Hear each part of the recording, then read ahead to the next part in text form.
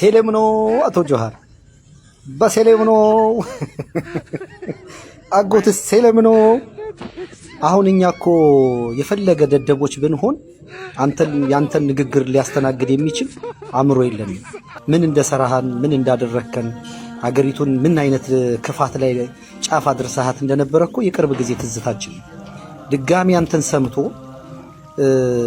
የሆነ አመጽ ይፈጥራል ብዬ እንደፈለገ ውዳቂ ብንሆንም ያንተን ግን አንሰማም።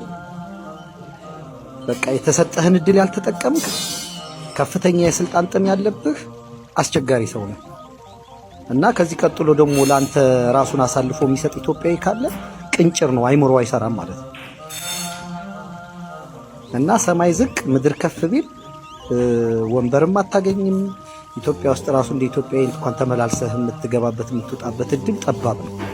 የመጨረሻ ያለህ እድል አመጽ ከመቀስቀስ ነገር ከመብላት ይልቅ ባጠፋኸው ጥፋት ንስሐ ገብተህ ከኢትዮጵያ መንግስት ከህዝቡም ጋር ታርቀህ እንደው በስተርጅና መምጣት ካልሆነ በስተቀር አሁን ያንተን እንደው ድንቁርና ማን ይሰማል? የወሎ ሰው ሲተርት አንድ ተረት ይተርታል።